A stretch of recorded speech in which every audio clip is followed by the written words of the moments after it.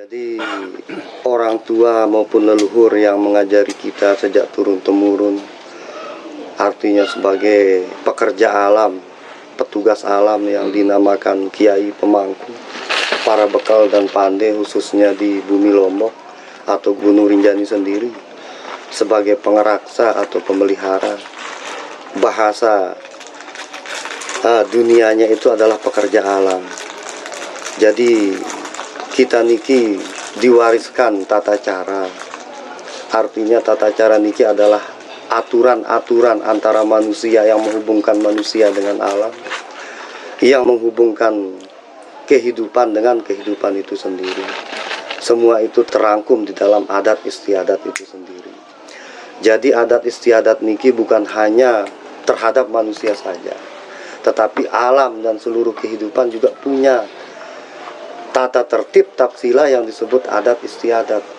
Jadi kita artinya yang sebagai manusia tidak lantas hanya seingin-inginnya saja memasuki hutan, keluar hutan, merusak kayu, tidak menghormati batu, air maupun tanah.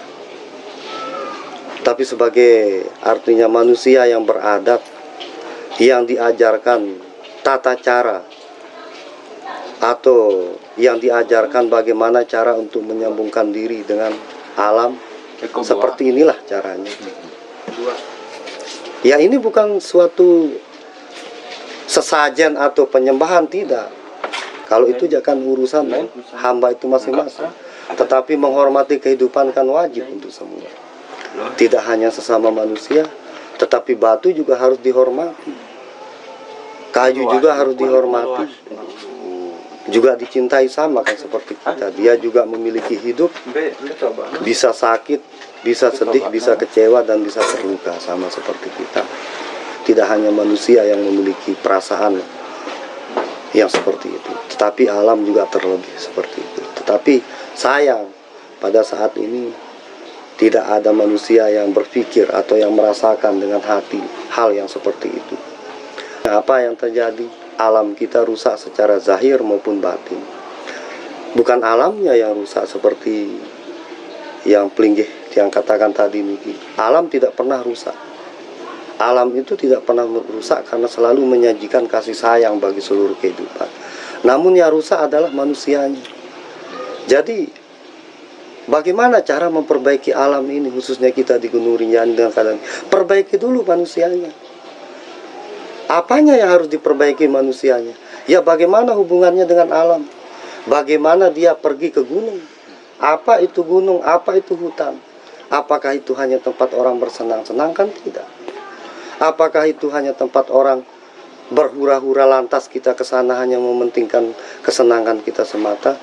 Lalu kita tidak memikirkan bagaimana terlukanya, kecewanya alam ketika kita berada di tengah alam, membuang sampah sembarangan, merusak kayu-kayu sembarangan,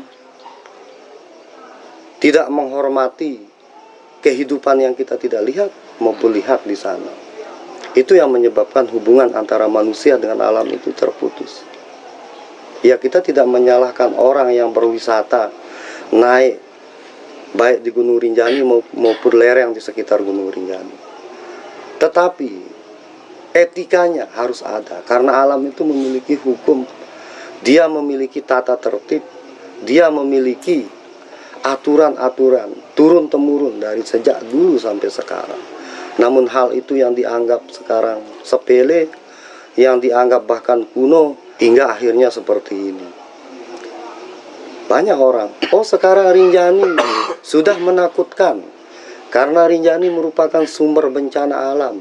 Kemarin terjadi gempa-gempa ini dan semuanya. Oh tidak. Alam tidak pernah memberikan bencana kepada kehidupan. Namun yang memberikan bencana itu kan manusia. Bukan bencana alam, itu bencana manusia. Sebabnya adalah manusia.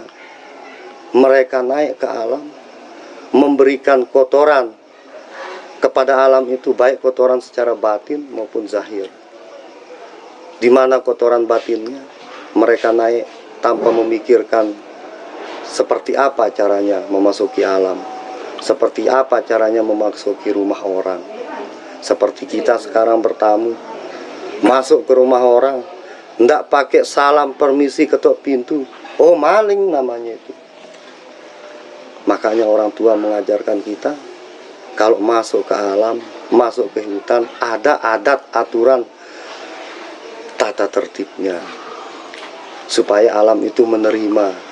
Dan semakin kita menyatu dengan alam, semakin dia mencintai kita, dan kita pun seperti itulah rasa hormatnya, bukan menyembahnya tapi menghormatinya, meninggikannya. Sebagai alam adalah orang tua kita sendiri yang memberikan kita kehidupan, yang memelihara kita dari sejak berada di dunia ini. Terlebih rinjani sumber air dan kehidupan yang memberikan seluruh orang Lombok minum, menghidupkan wilayah pertanian.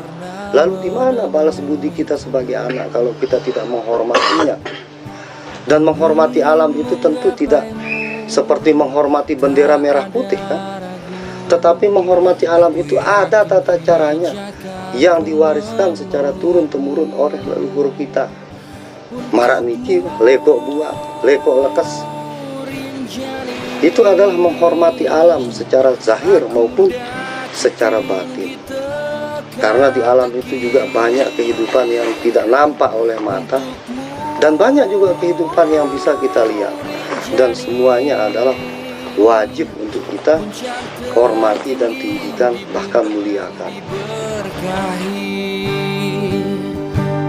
Puncak tertinggi di bumi yang diberkahi.